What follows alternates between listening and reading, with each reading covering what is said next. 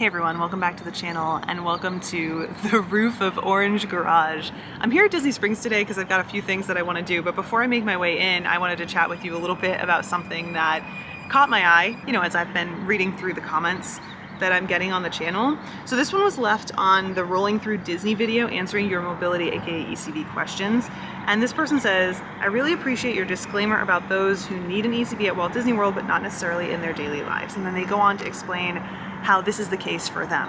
Day to day, they don't need an ECV, but when they visit Disney, they do. And for a lot of people, this is the case. They do life regularly, they don't run into any issues, so they don't really need any tools to get them through daily life. But when they come to a place like Walt Disney World, it's a challenging environment. It can actually be a pretty intense environment, and they need something to help them through that couple days or week-long vacation, whatever the case may be. Now, whenever we have conversations about ECVs, I always try and say something like this. I try and let people know, please be aware that sometimes here at Disney you need a tool that you wouldn't necessarily need day to day. And the reason that I say this is because it's true. But the challenge is that there's a lot of stigma, specifically when it comes to using an ECV at Walt Disney World. But more than some other areas that come with a little bit of stigma, this comes from two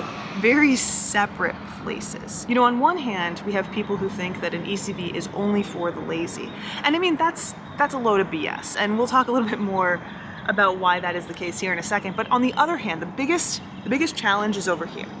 And that's for people who don't need an ECV in their day-to-day life. Maybe they don't need any type of mobility tool, and thus they don't think that they are disabled. And they think that ECVs are only for the disabled, and so that doesn't qualify them for the ability to utilize this tool, even though they otherwise wouldn't be able to function in an environment like Walt Disney World. And look, I know that in today's day and age, the conversation around what exactly a disability is and what should be considered a disability is pretty well defined for a certain group of people. And I think that that's wonderful. I think that recognizing where you need assistance, however you define it, is the first step in making your life that much better, making things easier for you.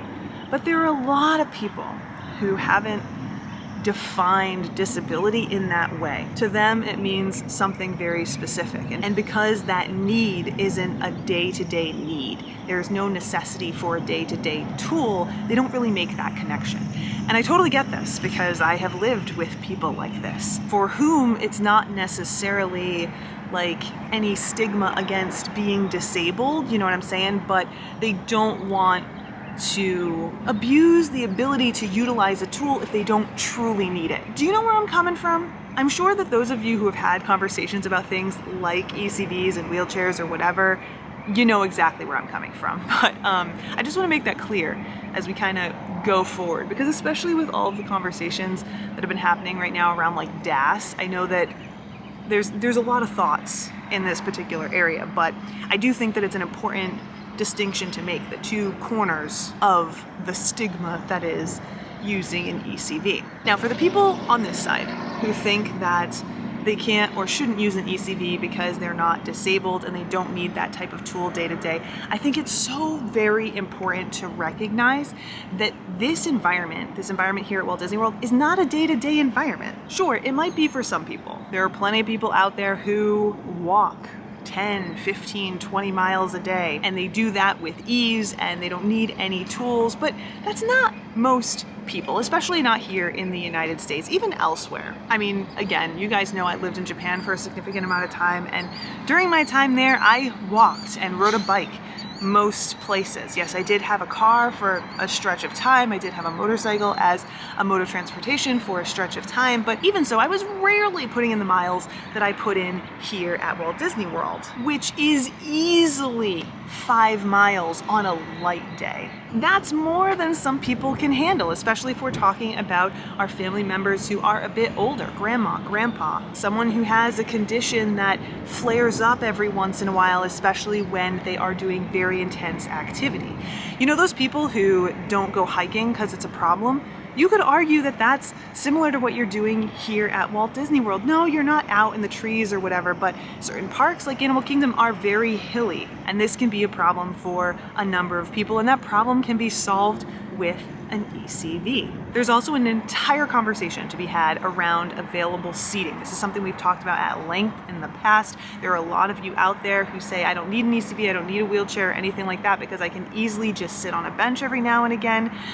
Yeah, but how often are benches available? During certain times of the year, benches are removed. There's a lot of people around, so there might not be an available seat on a bench or even a curb. Especially as we move into the summertime, you'll end up seeing me sitting on the ground in a shady corner here at Walt Disney World because there's no space on the bench, may not be any space on the curb, and if there is, it's in direct sunlight, which can just be too much, especially when you need a breather. And again, there are always going to be people who criticize my position on this. I've had it happen so many times I can't even count when I say, hey, there were benches here and now they're gone. Like, there's nowhere to sit. It's important to be aware of this when you're visiting Walt Disney World. It's because I'm talking to you guys. Those of you who might not consider getting a mobility device because you can just sit on a bench whenever you need a rest. You might not have a bench available to you, certainly not one in the shade. So having a mobility device like an ECV, a wheelchair, it helps you get into the shade.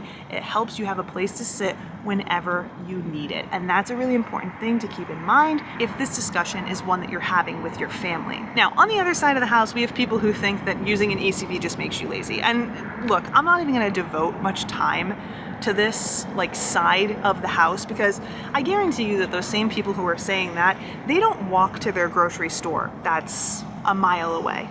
They don't walk to the post office. They get in their car and they drive. That's no different from what you're doing when you are using an ECV at Walt Disney World. And for anyone who thinks that, oh, well, it's a theme park, how big can it be? Walt Disney World is 40 square miles. As I mentioned, I put in 5 to 20 miles a day, depending on how much time I'm spending in the parks. That's too much for some people. I don't care if you think the Disney magic is gonna keep you going or, I'm Disney fit because I can put in this many miles when I'm at the parks but never when I'm at home.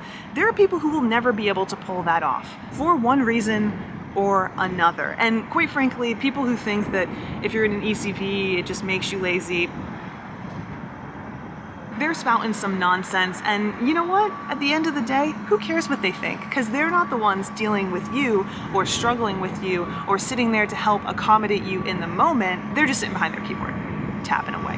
So we don't even have time for them. But just like with other things, I feel like outside forces sometimes, they can be annoying and they can definitely impact the way you think about things, but they tend to not have the same impact as the voice on the inside has. And I feel like that's what's really important about understanding that, an ECV is a tool. It's not something exclusively for a certain set of people. If you can benefit from that tool, you absolutely should utilize that tool. And at the end of the day, I promise you, you're gonna have a better vacation, and so too will your family. Now again, this is a conversation that we have every now and again when we talk about mobility devices. We talk about it when we're at the hotels. As we move through the parks, we're definitely going to continue to point out why I feel like an ECV is an important tool as we go. Keep an eye out for when I'm talking about benches. Keep an eye out for when I'm talking about no available shade. Those things I mention because there are so many people who rely so heavily on that. By the way, the same conversation can be had when we're talking about strollers. I know this is like a whole different sack of potatoes, but there are often people who are hypercritical of those who choose to keep their kids, especially their older kids, in strollers. You got no place. You got no place to talk about that because the reality is, again, Walt Disney World can definitely be a more intense environment than some people realize, and tools help us get through those environments with ease. So anyway, these are just some of the thoughts that I've been thinking. I think it's really, really important to have conversations about things like this and open the floor up to you guys so that you can share your experiences as well. So if you have any thoughts on this, if you have ever had to struggle with a family member to convince them that an ECV is right for them because you know that they're going to struggle at a place like Walt Disney World, tell me in a comment down below. Let me know how you've managed that scenario. Let me know your thoughts on that. Also, if you're one of those people who maybe was super stubborn in this area and then finally broke down, got yourself an ECV, and now you've seen the light, if you will, tell me your thoughts in a comment down below. Tell me the things that you think you would have needed to hear when you were super stubborn. You know, let's use our experiences to help others get themselves the tools that they really need to have the best vacation ever. So I'm looking forward to seeing what you have to say. But for now, I think it's time for me to make my way in. Lots to talk about today, and I can't wait to share it with you. Until then, thanks for hanging out with me.